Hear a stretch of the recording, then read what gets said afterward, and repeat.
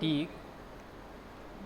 Fatigue is the form of failure that occurs in structures. Fatigue क्या है? Fatigue एक form है failure का that occurs in structure subjected to dynamic and fluctuating stress. देखिए यहाँ पे साफ से इंडिकेशन किया जा रहा है कि dynamic and fluctuating stress. Dynamic आप समझते हो कि डायनेमिक मोशन मतलब एंड फ्लक्चुएटिंग स्ट्रेसेस. तो फटीग क्या है? Fatigue is a form of failure that occurs in structure subjected to dynamic and fluctuating stresses. तो कहाँ कहाँ पे चीज़ें अप्लाई होती हैं? दैट इज आपने ब्रिजेस देखे होंगे, एक क्राफ्ट में देखा होगा, और मशीन कंपोनेंट जो होते हैं इनमें एक्चुअली क्या होता है, डायनेमिक एंड फ्लक्चुएटिंग स्ट्रेसेस जो होते हैं आर डेवलप होते हैं. आगे बात करते हैं. Under these circumstances it is possible for failure to occur at stress level. Under these circumstances it is possible for failure to occur at a stress level considerably lower than the tensile और yield strength for a static load. यहाँ पे देखिए language का ध्यान रखिएगा. Under these circumstances it is possible for failure to occur at the stress level considerably lower than the tensile या yield strength for a static load. The term fatigue is used because this type of failure normally occurs. तो यहाँ पे किसी बात कर रहे हैं failure की, तो आप देख सकते हैं कि जो टर्म फटीक है is used because this type of failure normally occurs after a lengthy period of repeated stress. जो कि हमने आपको बताया repeated period stresses या strain cycling. क्यों हो पा रहे हैं? क्योंकि रिपीटेड स्ट्रेस या स्ट्रेन साइक्लिंग डेवलप हुआ रही है. यानी the term fatigue is used because this type of failure normally occurs after a lengthy period of repeated stress या strain cycling. Fatigue is important in as much as it is a single largest cause of failure in metals. क्या है?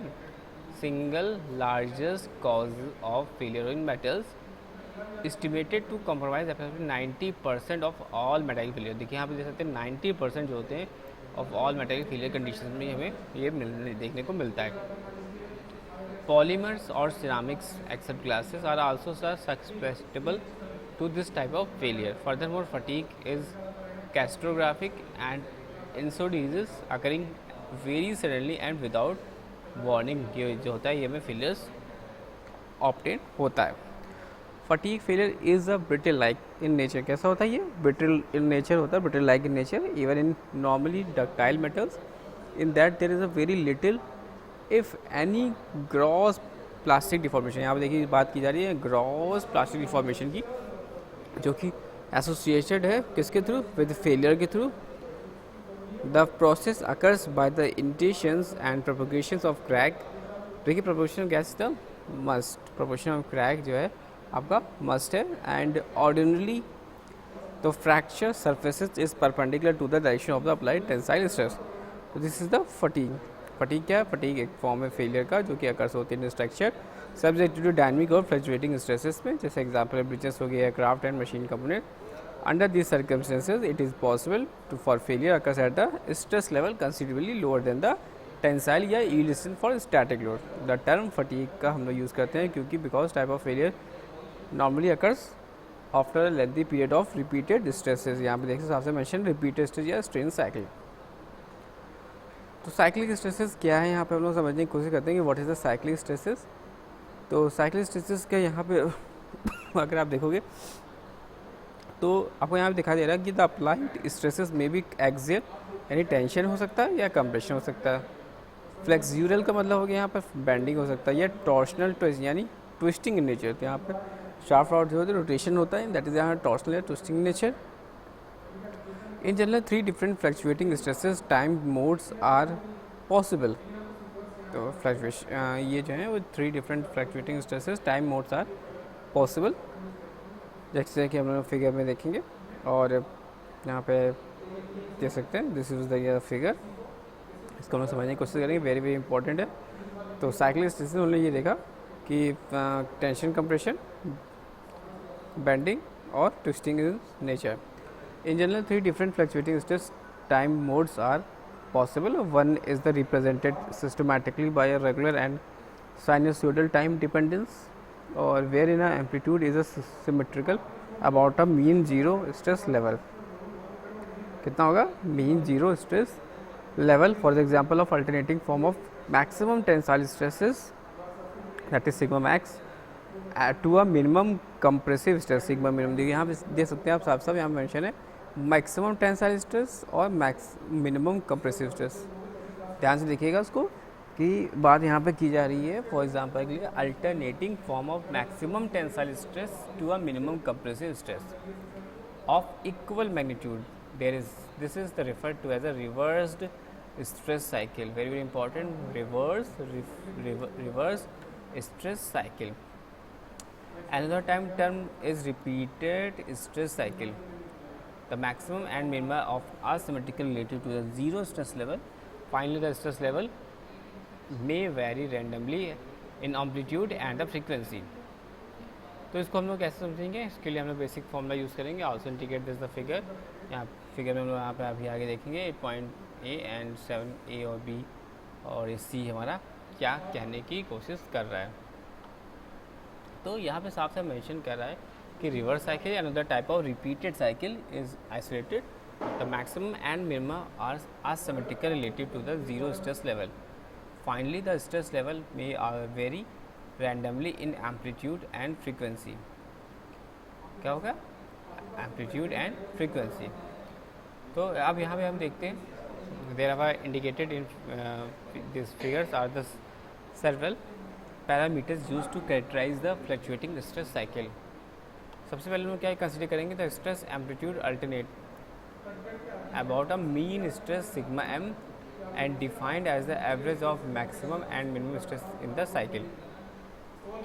तो क्या formula हो जाएगा? Sigma m equal to sigma max plus sigma min upon 2, sigma max plus sigma min upon 2।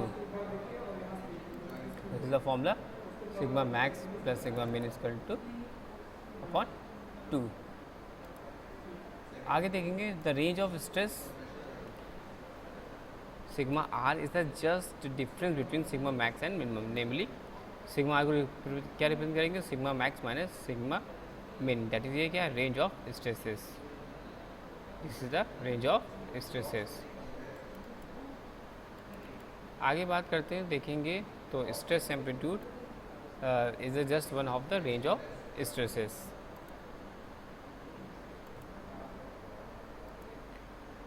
तो that is stress amplitude sigma a is just one half of this range of stress. Sigma a निकालना है stress amplitude. Stress amplitude निकालने के लिए हम क्या करेंगे? जो रेंज ऑफ स्ट्रेस है उसको डिवाइड बाई 2 कर देंगे तो हमें स्ट्रेस एम्पलीट्यूड मिल जाएगा सिग्मा r बाई 2। और सिग्मा r हमारा क्या? Sigma max minus sigma min upon 2 है।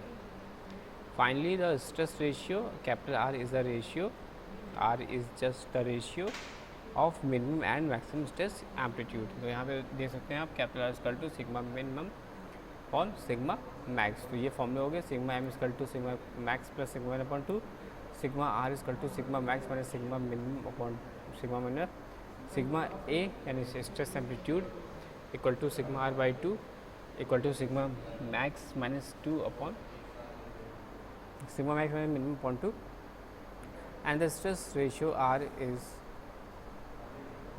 just the ratio of maximum and minimum stress amplitude। यानी कैपिटल R की वैल्यू यहाँ पर दिख रही है sigma max upon sigma minimum, sigma max upon sigma minimum is the stress ratio. अब यहाँ पे आप डायग्राम देखिए ध्यान से। तो डायग्राम में आपको यहाँ पर विजुलाइज हो रहा है कि स्ट्रेस वर्सेस टाइम, यहाँ पे स्ट्रेस है और टाइम है, और टेंशन हम लोग पॉजिटिव दिखा रहे हैं, कंप्रेशन जो है आपका यहाँ पे नेगेटिव दिखा रही है। तो अब यहाँ से आप देखोगे एक फिगर जो ए है, फिगर ए हमारा क्या इंडिकेट कर रहा है? फिगर ए जो इंडिकेट कर रहा है वो रिवर्स्ड स्ट्रेस साइकिल। कौन सा cycle? Reverse stress cycle, reverse stress cycle in which the stress alternatives या alternates form a maximum tensile stress, variation of stress with the time that amounts of fatigue failure। पहला है आपका reversed stress cycle in which the stress alternates from a maximum tensile stress plus to the minimum to the maximum compressive stress minus of equal magnitude. अब हम लोग figure B की तरफ पढ़ते हैं. फिगर बी की जब आप अगर ध्यान से देखोगे तो आपको यहाँ पर सिग्मा एम, सिग्मा ए और सिग्मा आर जो है वो तीनों इंडिकेट कर रहे हैं. और ये पे क्या बताने की कोशिश कर रहे हैं इसको हम देखते हैं. तो repeated stress cycle is in which maximum and minimum stress are asymmetrical relative to the zero stress level. और mean stress sigma m is the range of stress sigma r and indicated random cycle. तो आप अब इन दोनों figure आप यहाँ पे ध्यान से देख लिया. अब आप क्या करिए, इन दोनों इसको आप कॉपी पे बनाने की कोशिश करिए, या आप इसको आप ध्यान से देखिए डायग्राम को.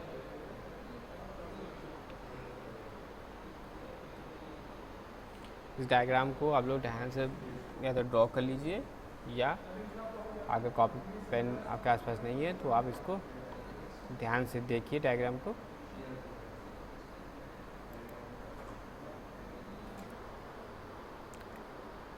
नेक्स्ट यहाँ पे डायग्राम आप देख सकते हैं. This is one your compression, this one your tension जो कि थाई, and this one figure number C. Figure C हमारा क्या है, रैंडम स्ट्रेस साइकिल. तो हमने यहाँ पे देखा, फर्स्ट देखा हमने रिवर्स स्ट्रेस साइकिल, सेकंड देखा हमने रिपीटेड स्ट्रेस साइकिल, थर्ड हम यहाँ पर देख रहे हैं random stress cycle. These are the 3 cycles. Exam में अगर आपसे पूछा जाता है फटीग फेलियर साइकिल स्ट्रेसेस के बारे में, तो आप ये तीनों स्ट्रेसेस के बारे में बताएंगे. फॉर्मूला पूछा जाए तो फॉर्मूला भी आप ले सकते हैं. Sigma m, sigma max plus sigma min upon 2. Range पूछा है sigma r equal to sigma r by 2 max minus minimum upon 2. And r पूछा जाए तो sigma max minimum upon sigma max.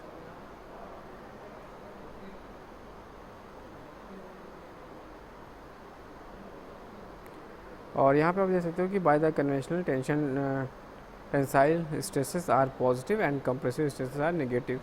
For the example reverse stress cycle the value of are इसकी कहते हैं यही -1. तो हम लोग रिवर्स स्ट्रेस साइकिल के लिए वैल्यू कंसीडर करेंगे आर की वैल्यू -1. तो आपने ये समझा फटीग क्या होता है, फटीग स्ट्रेसेस के बारे में आपने समझा. अब हम लोग समझेंगे एसन कर्व. देखिए साइकिल स्ट्रेस आपका क्लियर हो गया, फटीग आपका क्लियर हो गया.